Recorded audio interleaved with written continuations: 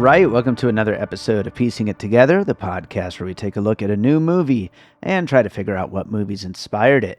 And today on the show, we are talking about Theater Camp, a small movie that's hopefully still out in theaters right now, so you can go see it, put this episode on pause, find out if it's playing, go open Fandango or Atom or whatever theater app it is that you look up movie times in. If it's playing, please go see it because it feels like not enough people are seeing it. And it's also just not out at enough places. It was here at one screen in all of Las Vegas. Go see the movie. But we're going to have a great conversation coming up. Joining me for this one is Randle Forcinel. She is one of a bunch of really awesome people I met at the Nevada Women's Film Festival this summer. And I've got a whole bunch of really awesome guests on the way, all new first-time guests on the show. And me and Randle had a great conversation about Theater Camp, lots of great puzzle pieces to get into. So that is coming up here in a second.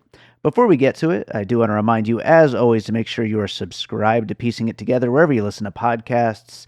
You can find us, of course, on Apple Podcasts, on Good Pods, Spotify, Pocket Casts, all the big podcast apps. And we do appreciate it if you are making sure you're subscribed. You can also follow us on social media at PiecingPod. And join our Facebook group, Popcorn and Puzzle Pieces, where we continue the conversation about all the movies we talk about here on the show.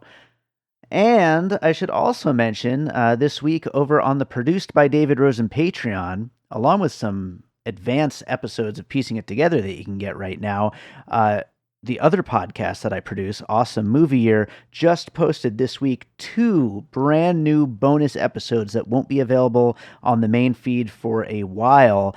They did 1975's Barry Lyndon and Nashville. I wasn't so hot on Barry Lyndon, to be honest, but Nashville, one of my favorite movies I've seen this year for the first time. Just incredible film, and we had a great conversation about it. Go check it out. It's patreon.com/bydavidrosen if you're interested in getting some bonus and advanced content from Piecing It Together, Awesome Movie Year, and my music career. And with that said, let's talk about Theater Camp. All right, this should be a really fun one. We're talking about Theater Camp, and joining me to talk about it is Randle Forcinel. Randle, how are you doing? I am doing so good, especially after watching this movie. It was so amazing. I'm so stoked to talk about this. Yeah, I had so much fun with this one, and I actually just guested on another podcast, In Session Film. We talked about this same movie, and talking about it twice in 1 week, I'm like realizing wow, so I'm not special? How dare you? You are How very special. dare you, and David?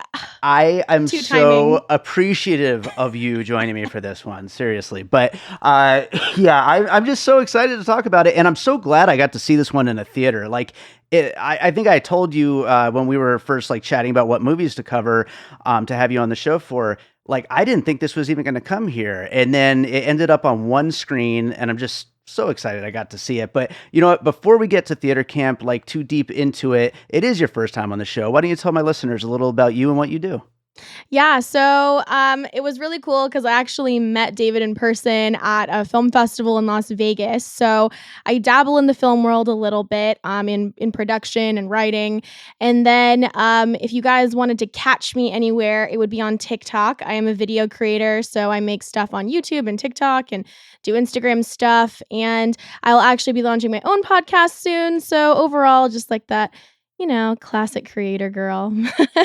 Yeah, no, absolutely. Absolutely. I was watching some of your stuff on TikTok earlier, and yeah, well, I always gotta check out what my guests are doing. So, hey, you're doing your thing on there. So, I mean, why not? Why wouldn't we? I just want to do whatever I want to do is basically what it is. And I want to say whatever I want to say.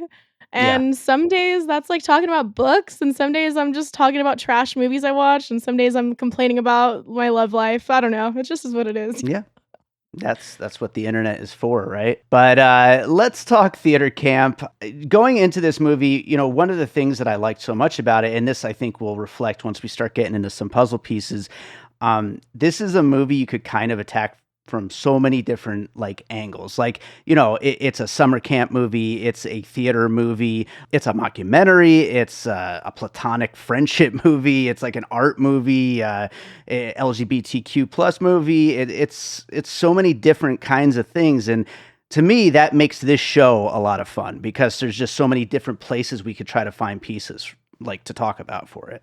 Absolutely. I completely agree. And even as you're talking about that, I'm just getting so many things popping into my brain, especially when you talk about that platonic relationship aspect of it. And I think just going off of that, one of the most beautiful things about this film is that there really isn't any kind of romantic element for it because that's not what this is about. It's about Right. the love of theater. It's about the love of friendship and finding your community. And it's really a beautiful story.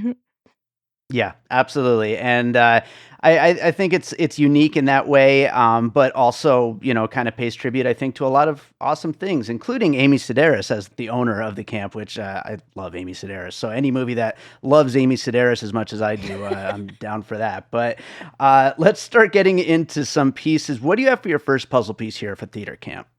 So, okay, actually, I know we actually talked about some of our puzzle pieces earlier, but I have a new puzzle piece that I'm just going to throw at you. And I feel like people are Beautiful. going to be like, what is she talking about? Because we're talking about platonic friendship and also the showbiz aspect of it, I actually really feel like, in a way, this reminds me of Beaches with Bette Oh Midler. wow, Um, nice. and the reason I say that is because you have this codependent friendship between these two characters that have been friends since childhood, who have gone through everything together, who are different but the same, and who both have a lot of stuff going on in their life. And that can be difficult to navigate the world when you have a very strong codependent relationship with somebody and you don't know how to break away from that to bravely do your own thing. And I think Sure. that was shown really beautifully because I think most people can relate to that in a lot of different relationships, whether that's family or friends or, your boyfriend or girlfriend or husband or wife or whatever it is. And so in Beaches, you have this one who's like, I want to be a star and I want to do my thing. And it's big and wild and flashy and original. Um, but at the heart of it, it's that really strong platonic friendship between the two and how they support each other through everything. And so that it honestly kind of gives me that same vibe. Yeah, no, that's a great one, and that kind of friendship is something I feel like everybody, no matter what your experiences are, you have to have experienced something like that at some point. So it's like it's really relatable. And these two, Molly Gordon, who also co-directed the film, is Rebecca Diane, and then Ben Platt, who plays Amos. I don't actually know much of Ben Platt. Like I know there was a lot of like Twitter and all that making fun of Dear Evan Hansen a couple Right. of years ago when that came out, and I never actually ended up seing that movie. So I like I actually don't didn't either. really. Yeah, so I don't really like know. Maybe he's great because he's great here, and I can only judge him off of that. And I think he does a great job here, and it's a really Well, fun he's also relationship. in Pitch Perfect, which is really See, I've good. never seen those movies either, which that kind of actually felt like something that might come up here. Actually, No, 100%. I think Pitch Perfect is a really good example because it's that same comedic ensemble cast. It's all about, I mean, to be honest, like I don't think going to theater camp is that cringe, but I think hmm in society, then that's something I want to talk about later. But societally, theater people, or it's right. kind of like weirdos, which love, but Pitch Perfect is about people who are doing like a cappella in college and they have these like rival a cappella groups and it's really cutthroat and difficult to make it into the a cappella group, and he's in it and he sings in it and it's really fun and silly. And so he's also in The Politician, which I've never seen, but that had a hmm pretty strong cast too. So sorry, Ben Platt, we haven't seen most of your stuff. Yeah, we're gonna have to catch up on some Plaid at some point. I just want to say, like, we kind of talked a little bit before the show, like trying to like figure out exactly, the format and everything for you since it's your first time on. And look at this, we already have two pieces we hadn't even discussed ahead of time. Like I know. we're I on was a like, roll I don't here. know how to piece anything together. Oh, you're killing it. You're killing it. I am going to go in. I had kind of told you in advance when we first booked this that, I'm calling dibs on Wet Hot American Summer as a puzzle piece here. And so that is going to be my first one. This, going from the summer camp angle, is one of my favorite movies of all time. These just offbeat weirdo campers as well as the counselors and teachers being just as oddball as the campers are, and really capturing that vibe of what summer camp is like, and just how like enclosed and weird and like closed off from the outside world, and like it's its own little thing that it's really hard to define, but these people are all living it, and it's something that Wet Hot American Summer is just so perfect at. And both movies all kind of build up to this big central show that all of the campers and counselors meet up at, and so you get this excuse to get everybody who you spent little pockets of time with throughout the film off doing their own little side adventures and whatnot. They all have to come together for that big show at the end, and so you even have that as well. And anytime I can bring up Wet Hot American Summer, I am happy. Oh my gosh, you are so funny. I can't lie to you. I have seen that movie one time. Oh, I could you need to see it at least like 100 90 more. more times Yeah, today. yeah. You need to watch it Definitely. at least 90 more times just right now. Yeah. Um, Please, as soon as we're done, get in number 2. Okay. But the funny thing about that though is you had me thinking about that central theme of them all coming together for that show at the end. And the millennial generation, I think, has grown up with this sort of formulaic movie from Disney Channel up until like even just a lot of stuff that was coming out that was sort of like rom-com box office hits that had this formula of like people that have to come together to do something, and then they have, there's some trials and tribulations, and then they all come together for that final show. We have like Step Up, we have like Cheetah Girls on Disney Channel, and then the one that I wanted to bring up that is very similar is Camp Rock from Disney Channel. Nice. And listen, Camp Rock is super cringe. But what I really loved about this film, and why I'm also relating it to Camp Rock, is because you have that the element that it is children who are at this theater camp, and the way that okay, pause. Side note: the way that they did the comedy of this film feels so old school that they're not being ultra PC, to be honest, which I Sure, love. yeah. I love That's that one of the things I love too. Yeah. they really like weren't afraid to make fun of certain things. Even like they went a little bit far with some of the like sexualization jokes of like the kids of like, well, Mhm. I could totally believe her as a prostitute. Amos. He's like, oh, sorry, sex worker. Thank you. Yeah. Thank you. Yeah. But like, it's funny because in a way it's kind of poking at our society that we actually are already sexualizing children in ways that like we deem appropriate. But if you say it that way, it's like, how could you say it like that? Like, that's not okay, but we do it all the time. Anyways, Sure. because it reminds me of Camp Rock.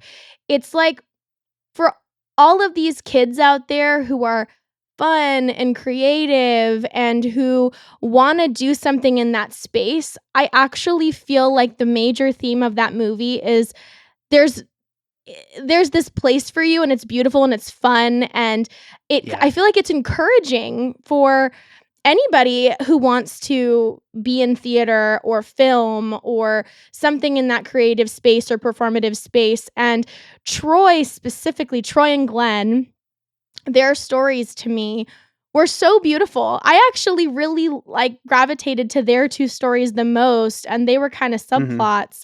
And I felt like, Troy being somebody in the film who felt like he didn't really belong, and he's this outsider who grew up with his mom who's larger than life in this, community. And then you have Glenn who grew up in the community but wasn't really accepted for his talents and wasn't brave enough to put himself out there, and the 2 of them being this like unlikely friendship, I thought was so beautiful. And the way they both blossomed and really came into their own by the end was so beautiful. And it's just once again that reminder that anybody can find their place in the creative community, and I really hope that it inspires more people to get involved and to not be afraid to put themselves out there. You know what I mean? Yeah, no, absolutely. We'll talk about Troy a lot more through this conversation, I feel like, but I just to go back though to that, like having that place, like I've used the word oddball a lot on this podcast already today, and like I'm an oddball who makes music, and like having that place is like so super important for people who want to be involved in any kind of art, whether that's music or theater or whatever it is, filmmaking. And so yeah, I think that's a really important part of this film. I think going back to Camp Rock, which I've never seen, but I can imagine like what goes down there. I'm actually going to use that though, just to jump into another puzzle piece that deals with that same theme, and that is School of Rock with Jack Heck Black. Another film that, yes, oddballs, but oddballs who find a place where they belong and where they're able to awaken their love of art. Like these are movies that love art as much as people like us love art, and all the characters are they just need that chance to really engage with it and really develop what it is that they have to give to the world. And that's what this place in theater camp, the movie, is. And that's why I was talking about this also on that In Session Film podcast. Like, I think that even though it's such a silly little comedy, like there are real stakes here, because there aren't a lot of places for people to figure these things out for themselves. And a place like the camp and theater camp is an important place. And so there are a lot of stakes, even though it's just basically, on the surface, a very silly little comedy. 100%. And being somebody who has wanted to act and write and be in theater and stuff, and who's been very afraid my whole life, it's really something like when you don't have that community around you and you don't have a family or a group of friends or certain resources available to you in your community that can help foster that, it really prevents a lot of people from ever trying. Because to go out on a stage in front of people or do an audition as a child or a young teen, that's a lot of pressure to imagine choking, singing your heart out and them telling you you're not good and you not making it. And it's like, you can be in the chorus in the back, it's like, yeah, everybody's got to start somewhere, but it's really nerve-wracking, and especially if you don't have that support group. And so I think, encouraging more people to do that. And in School of Rock, what I've always loved about that movie, and I've seen that movie a million times, especially when I was a kid, is that similarly to this one, everybody kind of finds their home and their niche. And it's not like, oh, you all have to be singers, you all have to make it like as a drummer. It's like, no, everybody's got their special talent, and everybody has their part to play in making the show come to life. And I think they did a great job of that in both movies, because you've got, what is it? Is it Miranda Cosgrove that's in that movie? Was that one of her breakout roles? Is that the right person I'm thinking of? Miranda Cosgrove. Yep, Miranda Cosgrove. Okay. Oh, yes. Look at me. Look at me remembering. There Okay. you go. So in that movie, she is not really a singer. And he's like, okay, let's have you stick to your strengths. And she becomes kind of like the agent manager type girl who's sort of telling them what's up and where they're going to go, how they're going to get to like point A, point B, and still very musical and still very involved. But no, she's not going to be the lead singer. Whereas, in theater camp, you have a similar thing. You've got Glenn, who's leading the production crew and teaching them all about that, but is also very talented. And then when they actually do the big performance, I loved the moments where they zoomed in on all the people who were like moving the sheets and moving all the prop sets around and showing what it takes to put on a production, because nobody really has a lot of appreciation for that unless you're in it. And even on a lot of movie sets, you always hear stories about actors and people who don't really seem to care about the crew, and you have nothing if you don't have a great crew. And they are putting in so much time, so much effort, so much sweat equity to make it work, and giving praise to where it's due with that, and also glorifying it because it's fun, I think is really special. And I think both of those movies did a good job with that. Absolutely. I love getting into that with all of the different, all the kids like having their place. And there's no like small role. Like all of those things are all super important for making a production and making a big piece of art like this. So absolutely. Let's go on to another piece. What do you got next? So The one that really, the entire time before I even saw the film, which is another, oh gosh, Christopher Guest. Christopher Guest has also Mhm. done this movie, is Best in Show. Now, Oh, granted, yeah. Best in Show has the interview aspect, whereas this one Mhm. doesn't. There's no interviews done in the mockumentary style. Um, but I do feel like it's very similar in the comedy, in the way that it was shot, in just I don't know, he has a certain style and I'm so drawn to it. I'm Oh, so yeah. drawn to this style because it just makes fun of itself in such a good way, and he's really highlighting a really niche industry every time, a really, like, specific thing that people really care about and are really Mhm. obsessive about, and does a good job of kind of making fun of it, which actually another puzzle piece that is coming to me as I say that, I don't know if you've ever seen it, is the Eurovision Song Contest Oh Ice gosh, and yeah. Fire Saga or whatever, Absolutely. which is also Will Ferrell. Will Ferrell produced Theater Right, Camp. he did. Yeah, yeah. God, that man's a genius. He's He's really so good. good. That movie is so Yeah. good. If anybody who has not watched it, you have to watch the Eurovision Song Contest. Super campy, like all the original music, same as Theater Camp. It's got this really unique set of people who are super obsessive with the Eurovision Song Contest. And it's this, they all come together every year. The people who've competed in the past and the people who've won in the past, like, come together. Um, and it's just a really specific, unique group of people that in their world, everything makes sense and they're very immersed, Right. and everybody outside of it is kind of like, what is happening there? And I think it's the same vibe with Theater Camp. So actually, I think that's my favorite puzzle piece that I've come up with, is the Eurovision Song Contest. I love it. I love it. And that's a good reminder of that film because, like, yeah, I mean, we're gonna talk mockumentaries here. Best in Show, a great example. I have on my list also from Christopher Guest, Waiting for Guffman. But like, we don't get enough mockumentaries. It's like it's a really tough to like really successfully execute genre. Eurovision's a really good example of that, like a recent example that like worked really well. And yeah, that movie is just absolutely ridiculous, but it was a lot of fun. I really liked how you put it though about how like from the outside looking in, it's like, what are these people doing? But they all believe in what they're doing so much. That could be said for Waiting for Guffman. That could be said for Best in Show, Eurovision as well. Another thing with the Christopher Guest movies, like the characters are always so weird and in Yeah, their own little insular world, but like they're never really quite like making fun of them. Like it's 100%. always just kind of presenting them as these oddballs. I'm going to use the word oddball over and over.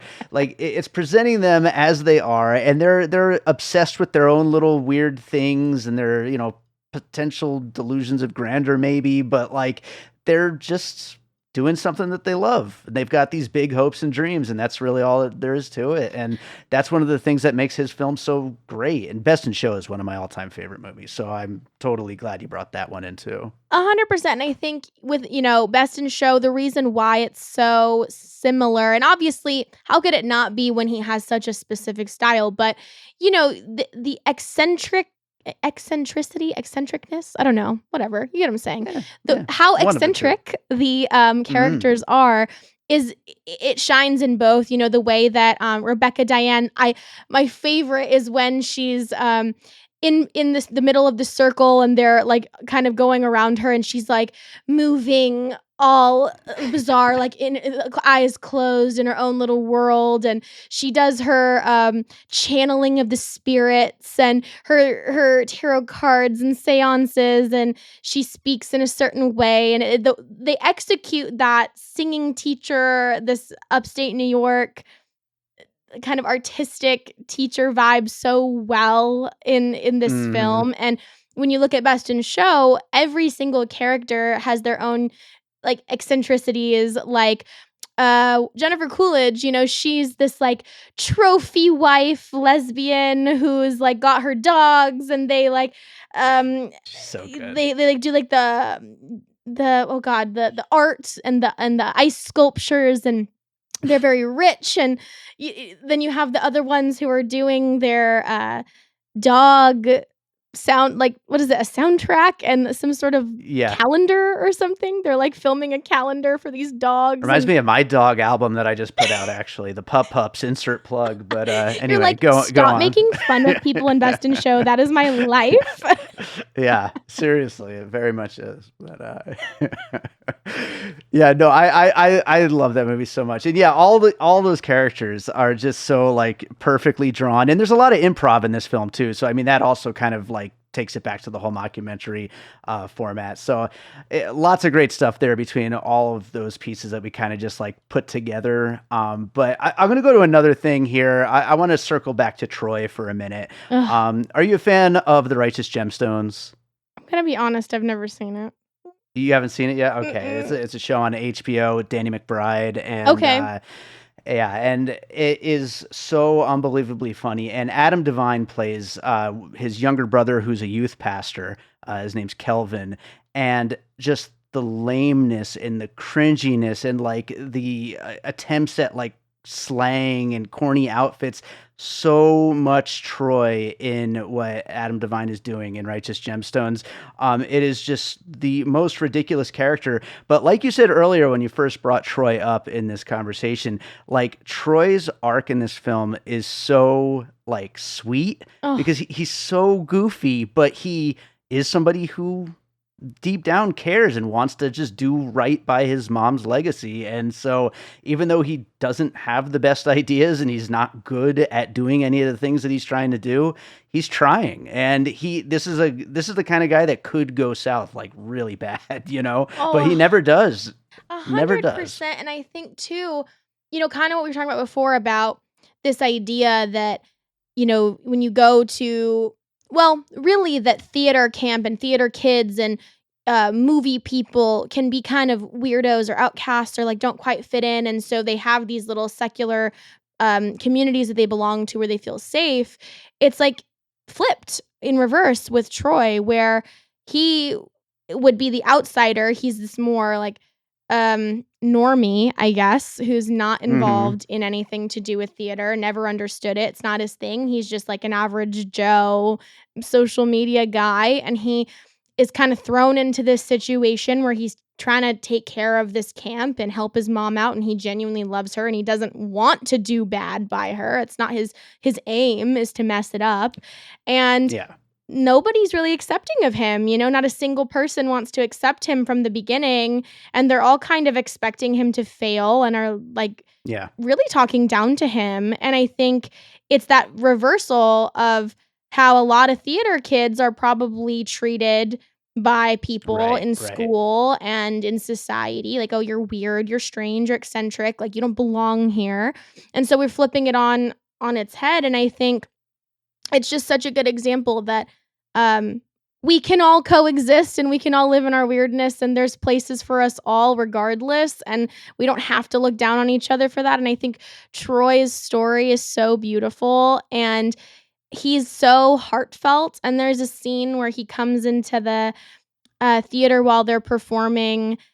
Oh God, what's the name of the show? Joan Still, or I'm Joan Still. Yeah, it's something like that. Something with Joan in the name, but yeah. So I he's think it is watching. Joan still, I actually, think now that I it's think Joan about it. Still. He's Yeah. watching it, and she's singing about her baby Troy, and he's like he's really, his mom's like not doing well, and we don't know why during the movie, like where she is, if she's dead or what happened, we don't know, but he's really connecting to this song, and it's really beautiful what they're writing about him. And then even when he gets up on stage at the end and he's saying his little piece about his mom, they're like, oh, like they're starting to accept Yeah. him already, and he's becoming one with them. And he's like sitting into his own weirdness and coming into his own personality there and supporting everybody. And it's a good example too. Glenn says you got to meet people at their level. And, Right, if you right. want to connect with people, you have to get to know them and you have to try and relate to them. And I think that he does such a good job at that without changing who he is. He stays true to who he is and his character, but he tries to still relate to everybody there. And I think he does that very successfully. And he was probably my favorite character, to be honest. I really loved him. Nice. That's awesome. That's great. I love it. Yeah, Troy's awesome. But let's go to another piece. Do you got another piece you want to bring up? Well, actually, now that we were talking about that and you were talking about righteous gemstones, that whole concept of this quirky, not really fitting in and being kind of bizarre and really cringe, to be honest. It's like this Mm-hmm. cringe vibe. Reminds me of another HBO show, Silicon Valley.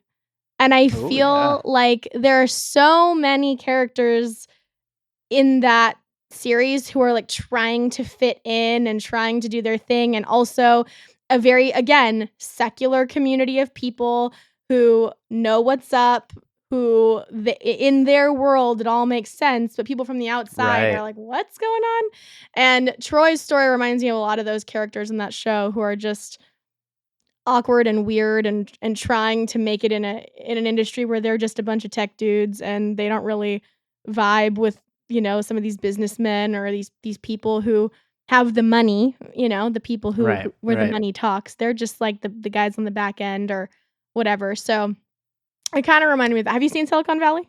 Oh God, yeah, I love it. And another way I think that kind of works really well is like, kind of going back to Troy is like these people who like want really badly to just do well, and Mhm. like in that case, it's their big like tech idea they want to turn it into a success, but they just have no idea how. Like, and they're just kind of in their minds are just hopefully gonna like fail their way upwards and like make it work. And Troy just has no clue. He's just throwing shit at the wall and seeing what'll stick. And it definitely feels a lot like how those guys just are just trying to keep their head above water at every single moment of every single episode. Well, and like also being taken advantage of because that, Yeah. Troy is a little bit naive to this Hmm. world and he's got a lot of A ideas. lot of it. Yeah, he's trying his best, but, like, ultimately, not every idea is gonna work, and he's hoping that people have his best interest at heart, but they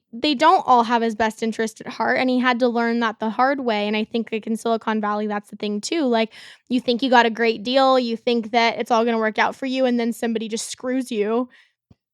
Yeah. Oh, okay, great. Like, now what do we do? Now everything I've worked for, and now Right. I have, like, everything is up in flames and in shambles, and I've in his case, in Troy's case, it's like his mom's legacy, which is very Hmm. obviously the highest stakes for him because it's a constant reminder with Joan still being produced, like, they're writing all these Yeah. songs and performing an entire show about her legacy, and he's over here burning it to the ground, you know? So Yeah. those are some Yeah. pretty like tough stakes for his character to be going through, and I think that that is a constant thing in Silicon Valley is like every time they think they're getting somewhere, everything just falls apart, and it's so like it's just miserable to watch that show sometimes because you're like, please, can something just work out for these guys? Yeah, seriously. That is like that show managed to keep that feeling going like the entire run of the whole series. But Ugh, uh 100%. amazing, amazing. You know what? My final puzzle piece, actually, another HBO series. So we'll just keep the HBO thing running here. It's a show called The Other Two. Have you watched No, this show? I have Oh, not. it's so good. It did 3 seasons. It just wrapped up just recently. This is more in line with like the LGBTQ aspect of the film. It really kind of like leans heavily on that aspect of the entertainment business, and the characters are it doesn't shy away from any of that stuff or the messiness of the entertainment business or maybe the delusional nature of certain aspects of it and how it affects like their own personal relationships too. Also, you were talking about earlier how un-PC this film can be Mhm. sometimes. The Other Two is so far out there. Like sometimes I just cannot believe they get away with some of the stuff they do on that show. But I would definitely recommend it. It's like so freaking funny. It's one of the funniest things I've seen in the last few years. But it gets in there from the entertainment business angle, from the LGBTQ angle as well, and just like these just weird characters who are just so driven to be successful, but are just kind of falling head over ass the whole time, just not quite knowing how to get there. For the most part, succeeding by the time we get to the end. And so that, like kind of gets you on that same trajectory, even though they're both so messy along the way.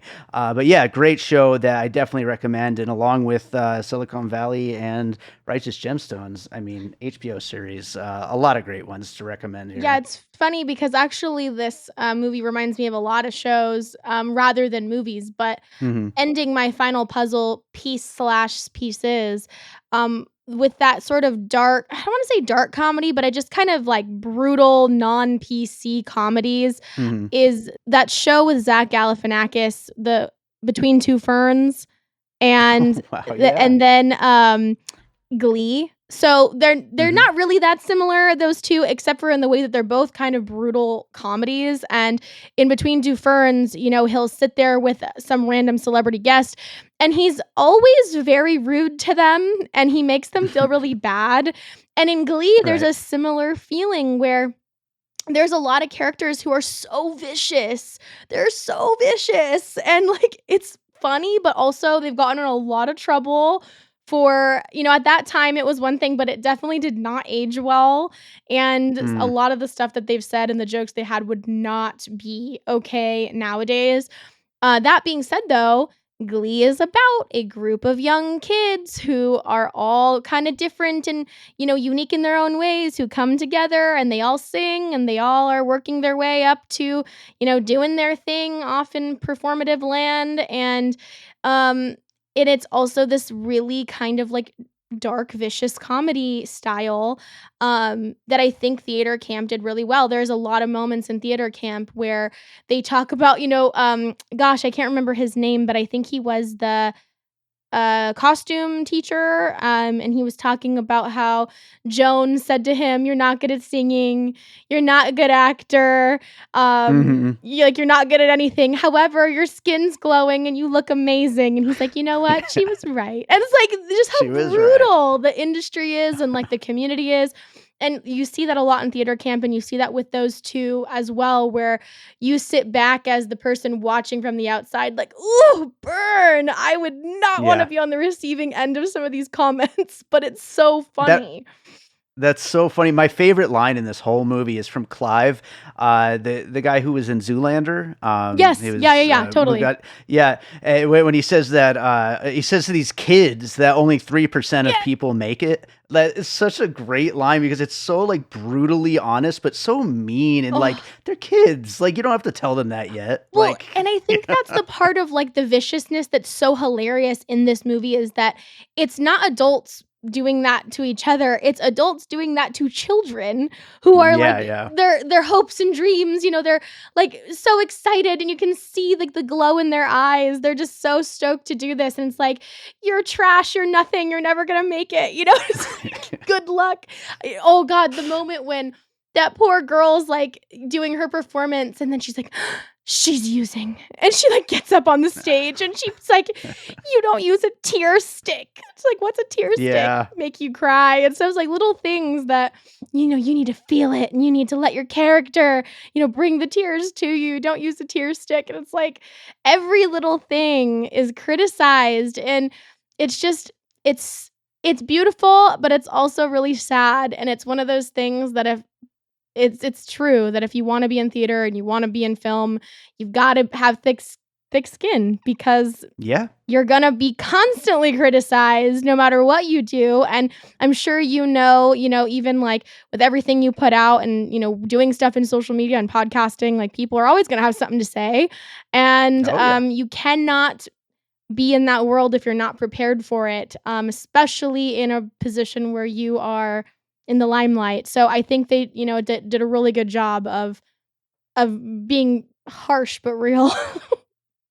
Yeah, balancing that, absolutely. It's a difficult thing to balance, but I think they do a really great job of it. But I'm gonna read down our list of puzzle pieces here, and then we'll get into some closing thoughts.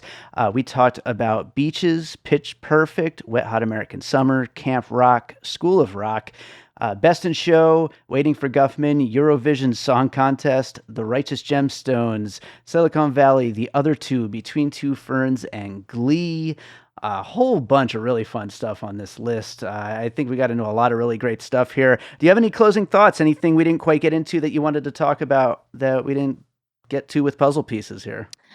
It's just that the thing, you mentioned early on that you were surprised you even were able to see it in Vegas. And Hmm. living in LA, it was easier for me to find a theater that had it, but it really genuinely breaks my heart that it's not widely out in theaters right now and that people are struggling to see it. And I really hope that it gets its due on the streaming platforms and really becomes available for people to watch and kind of gets its final wind. I think once it's on streaming services, I really think people are going to see the genius of it, because if I'm being honest, this was easily one of my favorite movies that I've seen in a long time, if not ever.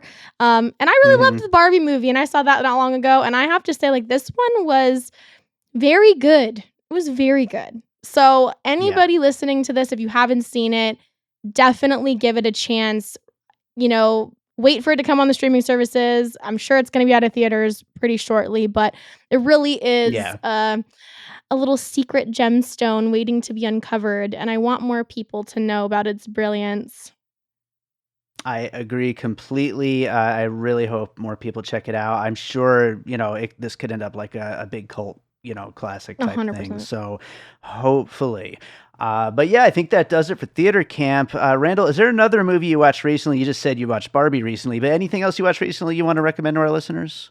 Ooh, let's see here. I mean, Barbie was so good.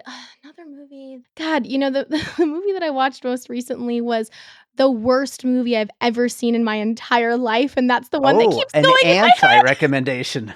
Let's go for it. What is it? So the movie is called Beautiful Disaster. And Hmm. this has Dylan Sprouse, one of, Zach and Cody, one of the Sprouse brothers. And Okay. I believe it's based off of a book or like a Wattpad story. And I've watched many of these just for kicks. Some people might know the After series. That one has been kind of popular. Amazon does a lot of these. But I don't think I've ever watched a movie that is so unbelievably horrendous that I was laughing the entire time in absolute awe and shock. The pacing, the acting, the script writing, the word choice, the just in general the story that was it was two stories that wanted to combat each other. They were trying to do too much, and so honestly, I would die to hear your thoughts or even to watch you live react to that movie, because it is Oh so God. bad. I don't even know I how it got made. I feel like I might have to at least give it a few minutes at this point just to see if it's as bad as you're saying. But you know what? It sounds terrible. Just looking at the poster and all that stuff, it looks really bad. So Just looking at the poster, yeah, that's all I need. I'm already out. So I'm already out. yeah, no. Let's not watch Beautiful Disaster. How about that? Randall, tell people where they can find you rather than Beautiful Disaster and your TikTok and everything else you're up to. Yeah, so you can find me on all social media platforms at Randle Forcinel. So that's going to be on TikTok, Instagram. I'm on Threads. You can read all of my rambling thoughts that are completely unhinged. And then I have a YouTube channel, also Randle Forcinel, just my name. My name in lights, my big name. Just got to keep it as is, you know what I'm saying? That was so Yeah, awkward. You know what I'm saying? Are you kidding me? it was Randall, perfect. stop. This am I talking to Troy right now? What's I know. happening here? Yeah, literally. I was laughing because I'm like, me and Troy are literally twins. I'm over here vlogging away. I'm like, we're the with same my person. vlog squad. Beautiful. Randall, thank you so much for doing the show. Hopefully we'll get you back again sometime. I would love it. Thank you so much. This has been a blast. Do you love rom-coms? Do you wish you could talk about Christmas movies year-round? Then we have the perfect podcast for you, Hallmarkies Podcast. Throughout the year, we cover all things romance, holiday, and Hallmark, including recaps of every Hallmark show, like When Calls the Heart and The Way Home. You can also get loads of bonus content covering shows like Bridgerton, Sweet Magnolias, and Just Like That. We are an all-female group of friends who are passionate for these shows and movies and give our honest opinions as well as gush over what we love so much. But that's not all. Every Monday, there are interviews with all your favorite actors, writers, directors, and more. Check out Hallmarkies Podcast on all your podcast providers and on YouTube. That's Hallmarkies Podcast wherever you listen to podcasts. All right, so I hope you enjoyed that conversation about theater camp. Thanks to Randle for joining me on that one. Check out her TikTok and Instagram and all the places that she is at. And make sure you're subscribed to that, and make sure you're subscribed to us. We're, of course, on all the social medias at Piecing Pod. I guess I'm not on TikTok. I really don't want to join TikTok. I am technically on TikTok. I just don't really use it. I have been using the Instagram more often lately, though. So follow me there. And, of course, on Twitter and Facebook. And you could join our Facebook group, Popcorn and Puzzle Pieces, where we continue the conversation about all the movies we talk about here on the show. You can also check out the Patreon. I told you about that at the top of the show. I do appreciate you just being out there listening, but if you want to support in that way, I would appreciate it. And there's lots of great content on there right now to check out. So I will actually be releasing an exclusive new album just to the Patreon next week. It is a film score for a horror film that I scored last year called Jacqueline. And I'm not going to put this one out as like an official David Rosen release. It's going to be just on the Patreon. And it's actually like, I'm really proud of it. It's just, I can't release them all, or else, my discography is just going to get just too big and there's going to be too many tracks. So I got to like hold some of them back, and, one day maybe I'll put everything out, but it would be a long time down the road from now. For now, this is just a totally exclusive to the Patreon thing.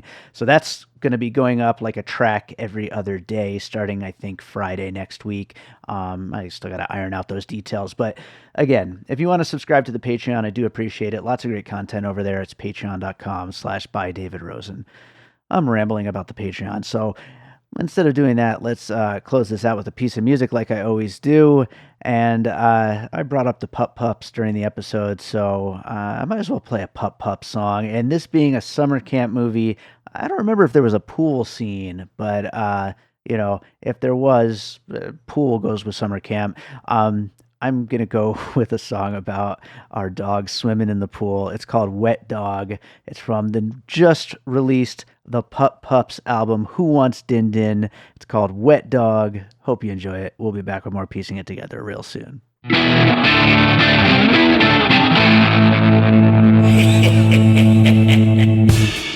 dog, running around, you're a wet dog, you crazy little hound, you're a wet dog with a smile on your face, running around all over the place. You're a summer's hot, the water's cool, let's go out and take a dip in the pool. We get there, what do we see?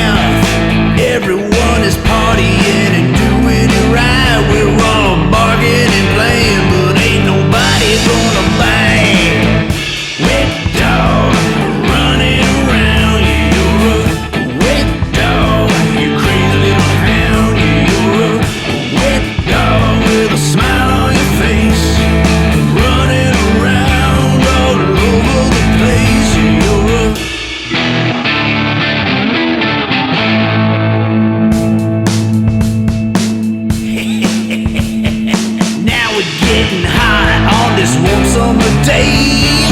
Grab a couple biscuits and a lay in the shade. That little dog is wet, I see the puddle on the ground. You run inside the house and then you start slipping around. Wet dog, running around. You're a wet dog, you crazy little hound. You're a wet dog with a smile on your face, running around all over the place. You're a wet dog, running around. You're a wet dog, you crazy little hound. You're a wet dog with a smile on your face, running around all over the place. You're a